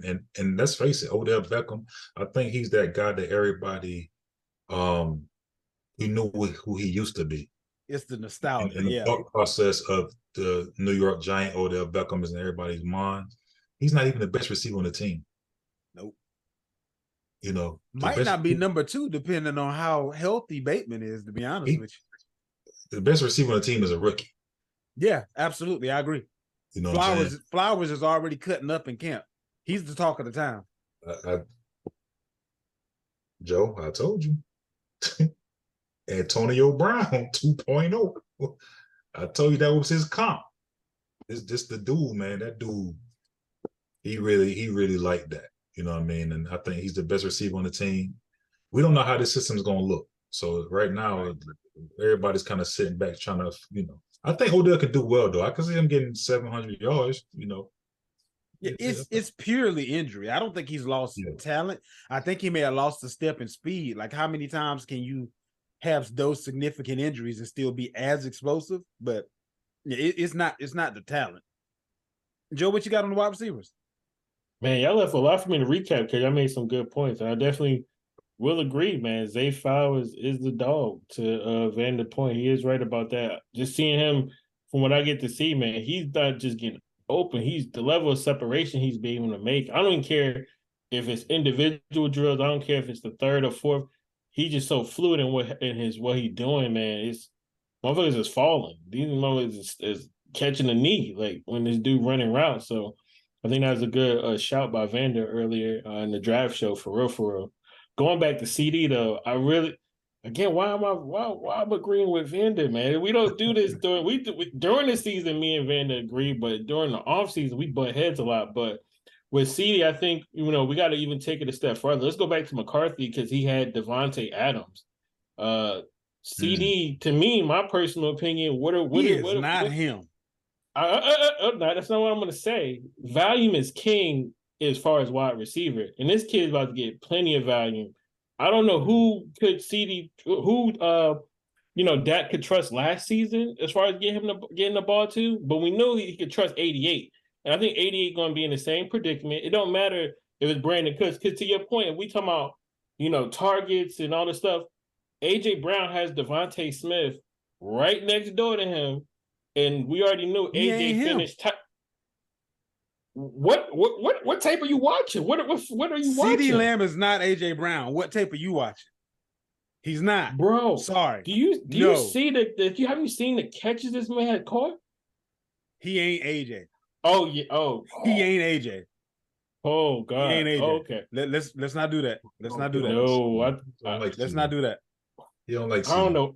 I don't dislike CD, but he's not AJ. He's not AJ. How not, bro? How not? They're not the same dude. I can ask him They're to not catch the the same same dude. catches AJ can catch. I have seen First it. of all, CeeDee Lamb dropped the ball too damn much. Let's start there. Or did I not see him dropping the ball plenty of times when he was wide behind open? Just saying, nah. CD is not AJ. He's not that guy. Contested catches, no sir. CD and AJ are not the same dude. No, What? no, Are you no sir, kidding me? no sir. They are not. Wow. Okay. Oh, I'm kind of baffled right now that you are serious. Like it's almost like when I we see saw what I see. Dave. You know what Dave Chappelle was?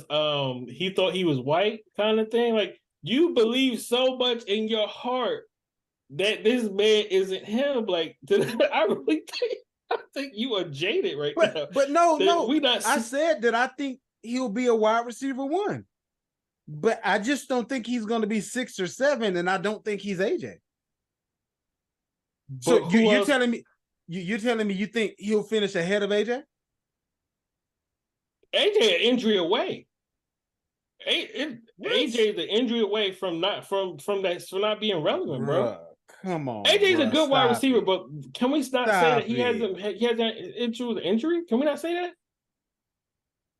We asking CD to do what? I think CD I don't know. hasn't gotten hurt. Is that what you said? No, CD hasn't CD's gotten been hurt. relatively healthy.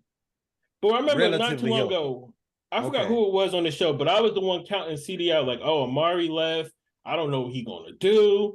I was one of those spectators too, and the man did what he had to do, and we couldn't say nothing. We couldn't say that Amari took away the coverage, that Amari did this. Lamb did it by himself. And if we telling me that he did it by himself, what are we going to ask him to do in the same instance? Just so we're on the same page, right? Mhm. AJ Brown last year finished wide receiver number 4. And as you Right. said, he had Smith next to him. Right. CD Lamb had nobody and he finished number 6. But you're telling me that CD's better than AJ. Just so we're on the same page. Did he not have Pollard back there? Bro. So Did- now did we're he- going to the running back is the reason why CD Lamb did. Bro, he's not going to get Pollard back there now. So he's going to get even less volume. So my point still stands. What are we talking about? No, but my whole thing is with this statement is that we're asking somebody as far as outcome, right, to do close to what he did next year. What is stopping him to being in the same realm that he was last year? That's what I want to know. What is stopping him? The added wide receivers. The Eagles didn't add anybody that's going to put AJ Brown in a less advantageous position, and he was wide receiver number 4 last year. But he had That's all I'm another saying. wide receiver one, right? But he had a wide receiver on the other side, They right? did lose somebody though. I don't care. He was there last year, and he was wide receiver 4. They did all- lose all- somebody though. You talking about the additions, but you didn't talk about the subtraction. Okay, who did they lose? They lost their tight end. Who? The Eagles? No, the Cowboys. Oh, they lost Schultz. They did lose Schultz. I agree with that. But that doesn't mean that they're going to now stop throwing to the tight end position. So I don't all know. I'm saying is, You can't expect He that. can't- You can't expect this new tight end to get them same amount of targets for their shows. but Jack I can't Ferguson is expect gonna for be the somebody. difference in targets to go to Cooks and Gallup. That's Why all I'm not- saying. Why not more go to Lamb? Why they got to go those two guys, not go to Lamb? Because why get Cooks if you're not going to throw on the ball? That's why. Why did they get T.Y.? I think we put too much T.Y. in the was a Cooks. shell of himself, bro. But And but what to is your point, they Cooks? picked him up because they want what? What is Bruh, Cooks? Stop it. Stop it. I don't. This dude, like, I Stop. get it. He had all those years, 1,000-yard seasons with all these different teams. Okay, but to Vander's point, what did he do last year? It don't matter who, because he had no name people throwing him the ball anywhere other stops. He did. It wasn't just miraculously. What just did got the Davis team Mills. do last year? How you gonna put his production on him when the team in and of itself So- did nothing? So my whole But- thing is with this argument. Go ahead, Vander, because I think you might have something. But was he on that same team the year before? The team didn't do as poorly the year before. Did he have the And same? Davis Mills didn't do as poorly the year He before. had the same quarterback the year before. Davis Mills didn't do as poorly the year before. Did he have the same quarterback the year before? It don't matter if he had the same quarterback if the quarterback ain't playing well. You're making a lot of excuses. It sounds like. I'm not making an excuse at all.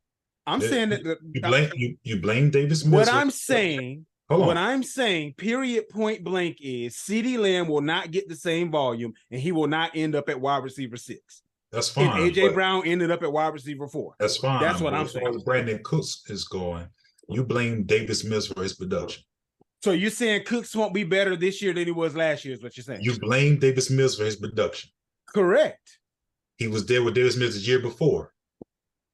And you know who else took a step back this year? All the Patriot wide receivers, because Jones wasn't as good as he was the year before. It happens. What are you talking about?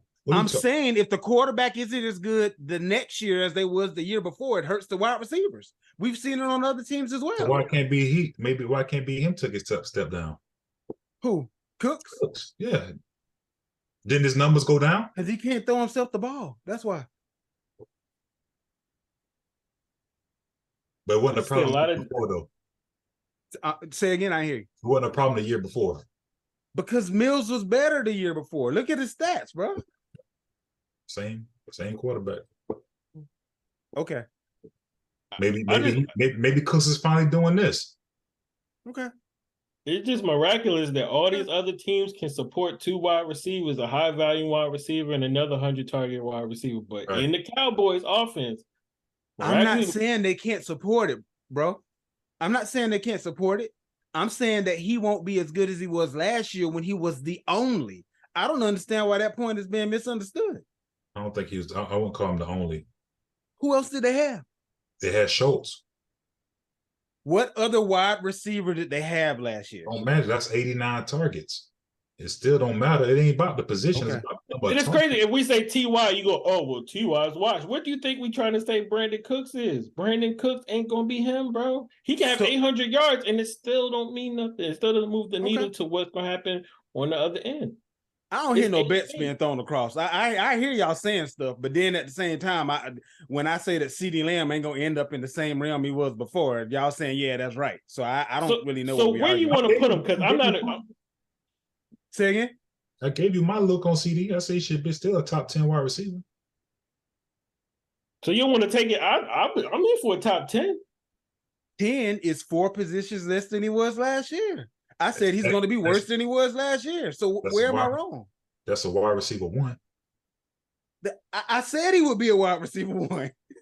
Listen, again, the number of points between three spaces between each other could be 3-4 points. So it doesn't make sense for you to say, oh, we finished 10, and then the guy who finished 7 had 2-3 more points than him. We don't know that that'll take place though. It's the same realm. He won't be AJ Brown. I can tell you that. He don't have to be AJ Brown. He wasn't AJ Brown this year. I mean, AJ Brown had a better year. But I mean, CD is still. I mean, he's the alpha on the team. I mean, I don't think Cooks changed that at all. I'll give you that. I don't think Cook comes in to be the number one. I'm not saying that at all. So who's better, Amari Cooper or Brandon Cooks? Cooper, when healthy, when he stay on the field. So Cooper for sure. So they made. And when Cooper was there, CD wasn't the alpha. Cooper was. CD just got there. What are you talking about? So what are you talking about then? Why you bring him up if he not what? No. You missing the point. They ran Cooper out of town to make this guy the one. So what make you think Cook's gonna come in town and make a difference when the guy they ran out of town is better than him? I don't think Cook is gonna be the number one. I'm just saying there will be less volume, and he won't because of the lower amount of targets. I don't see him landing in the same spot. I don't see him being wide receiver 6 or 7, which is where he's been drafted. That's all I'm saying. How many targets you think Brandon Cook's gonna get? Well, not just Cooks. Again, you also have Gallup. You also have Tony Pollard. You also have Ferguson. You also have the wait. So we're gonna have the same conversation. I don't want to mean to throw another wide receiver because I use AJ. Is AJ gonna finish 4 next year? By your prognosis, is he gonna finish 4? I think it's in his realm of possibilities. I think he can actually finish higher than that, honestly.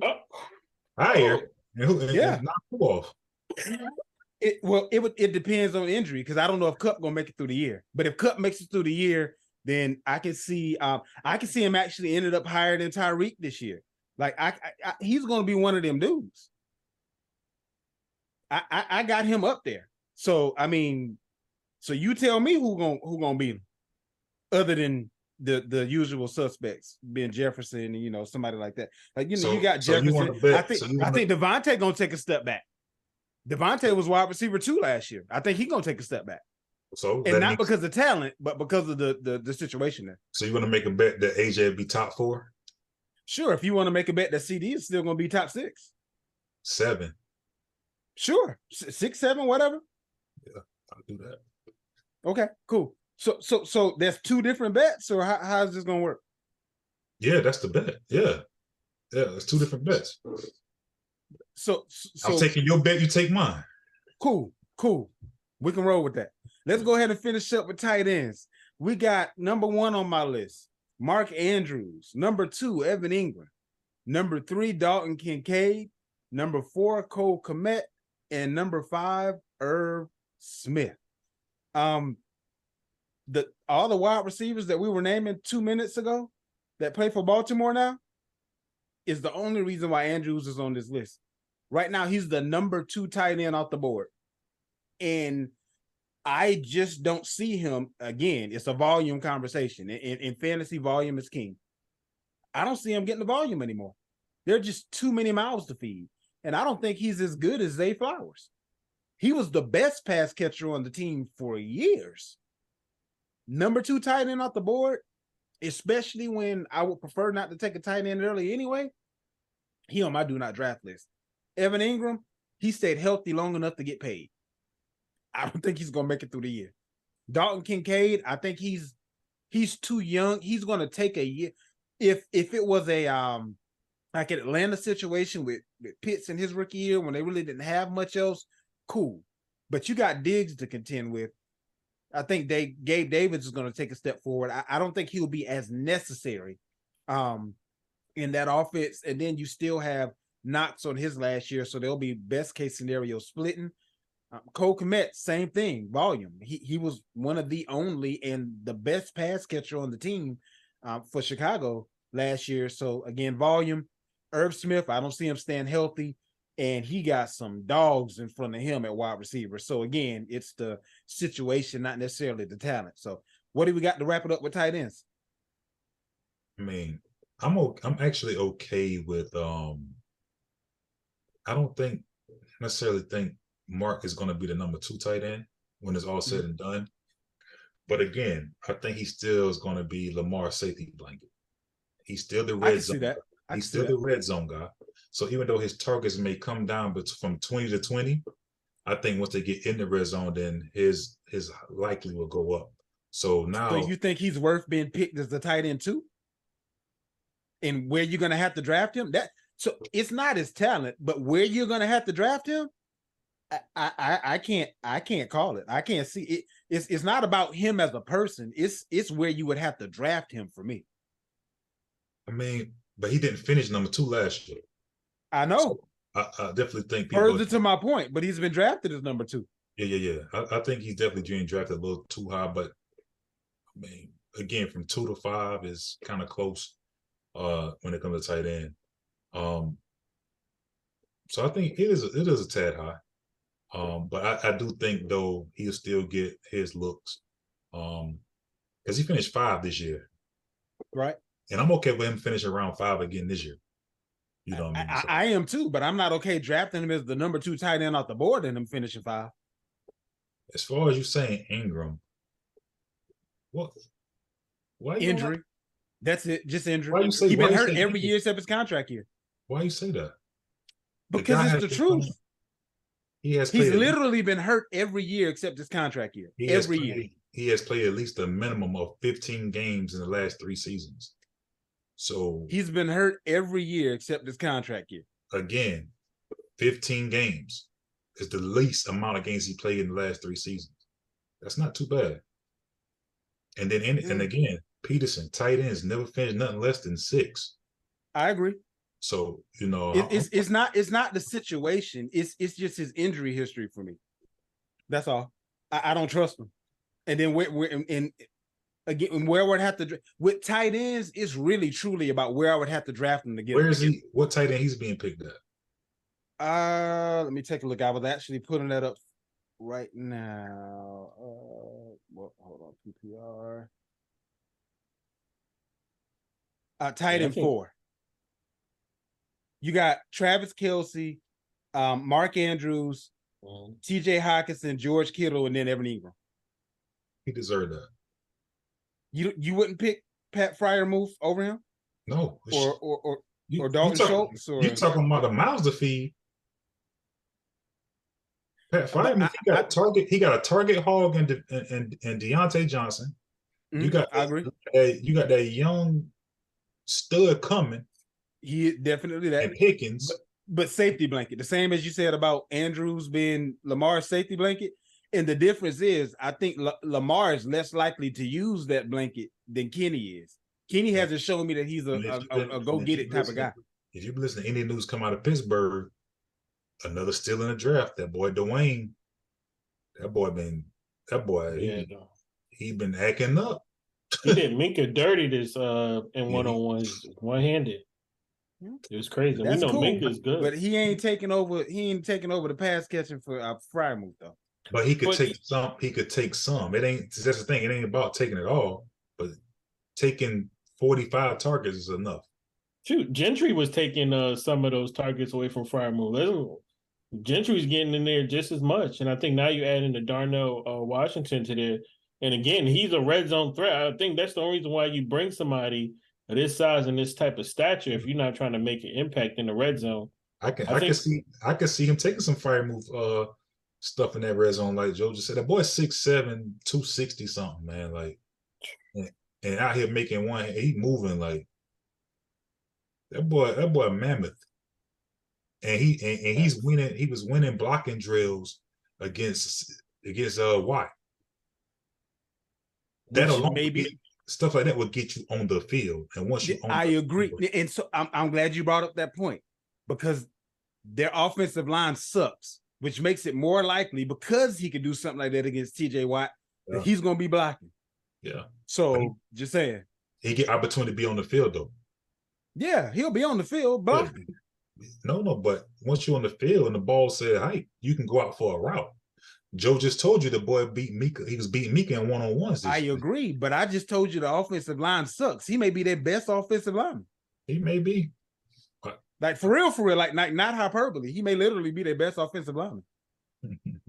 That'd be a long conversation. I don't want to spend too much time on it, but I looked it up because I was looking into Kenny Pickett. Their line was pretty decent, bro. Believe it or not. But that's a long. If you got a moment, I can tell you if I go into the tight end to wrap it up. You mean decent last year? Mm-hmm. Interesting. Please tell. So aside from running the ball, believe it or not, they were They were 15th in sacks allowed. So they was middle of the pack in that. They only gave up 27 sacks last year. I would thought they gave up 40 or 50, right? Overall, as a PFF grade, they finished at 16th. Again, middle of the pack. They really what's so weird about it is like the running game was horrendous, but as far as passing, they was right as far as a little offensive line. What game did you? Oh, the line. Okay, my fault. But and then they had a horrible passing game. Yeah, they had I think more so with that. I think Canada really wanted to have a running game because believe they had 500 attempts in rushing last year, as opposed to what Canada did with Ben Roethlisberger the year before he had reconstructive elbow surgery. This man was gunning it. I think they kind of dumbed it down too much. And then they really didn't give Pickett opportunity to kind of have the growing pains of being an actual quarterback because they oversimplified the offense.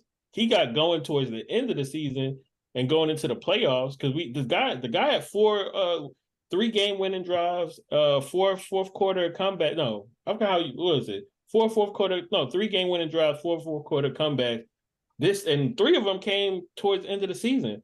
So Kenny picked it up late in the game. But I think that offense, I think Canada is going to need to be on the damn hot seat, bro. I think that's what it really was with that situation. So going into Mark Andrews, I'm going to go against the grain. I definitely agree. Like if this, depending on format, I can definitely see Mark Andrews actually being considered as tight end too.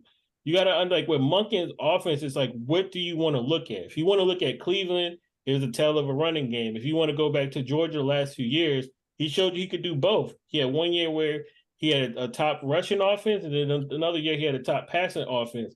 What mirrors it both is that Lamar, irregardless of who was around him, he got the ball to Mark Andrews, and that was clear enough. Wait.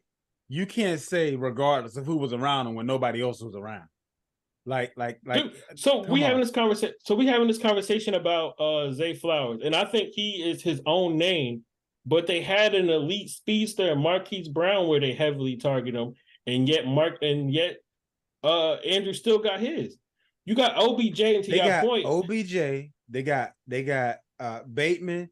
They got like Flowers, and they got pass catchers out of. Pass catchers out of the backfield as well. So all those they sound never like had a full complement of pass catchers. Like all of those, but Andrews has got there.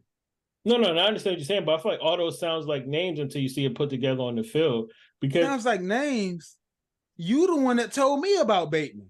And Zay Flowers is wowing everybody. I love Bateman, but looking when Lamar was healthy, because he threw 17 touchdowns, 3 interceptions. Before he got hurt, this guy was decisive with the ball. He wasn't turning the ball over, but he wasn't chugging it all over the field.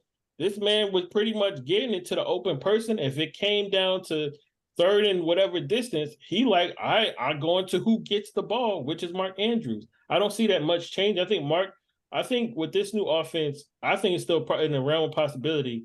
He still has a top 5 finish at tight end.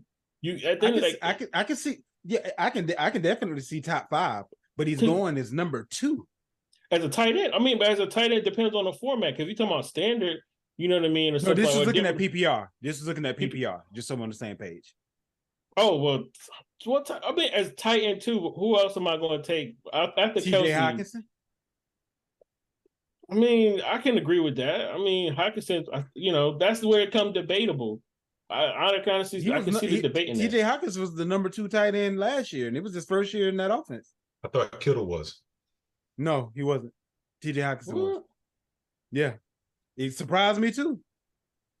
Yeah, I think Kittle was number 3. Hockenson had 86 receptions on 126 targets.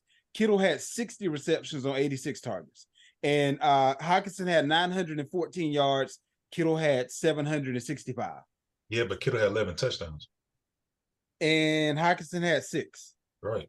So, again, looking at PPR, if you're looking at standard, then that probably changes. Yeah, I think Andrews is pretty solid with those numbers. Hockenson, I think it might look a little bit different. Thielen, the last couple of years, we ain't talking about 3 years ago. Thielen on his last few legs was just out there to be doing cardio. That last stretch. So Hockenson was the second best target. Thielen wasn't there last year, was he? Wasn't Thielen hurt last year? Thielen did miss some games last year, yeah. Yeah, I thought, and that's when. And didn't they trade for Hockenson like mid-season? I want to say Thielen was already hurt when Hockenson got there, if I'm not mistaken.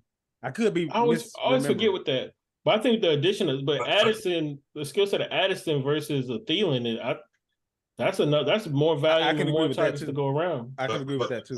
Another reason why, though, I mean, yeah, Hockenson might have finished in front of Andrews, but he played 2 more games than Andrews. Yeah, Andrews got hurt last year.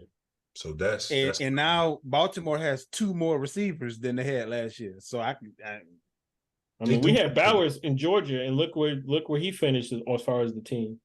And it was not too long ago he was on the same field with Pickens. And it's also chemistry, right? True. So True. Him and Andrews does have chemistry. So, but from my understanding, even with Andrews on the field, the go-to guy has been Flowers. Flowers has been the one that's wowing everybody. So I'm just saying he may no longer be the quote unquote go-to anymore. He was the go-to when he had to be.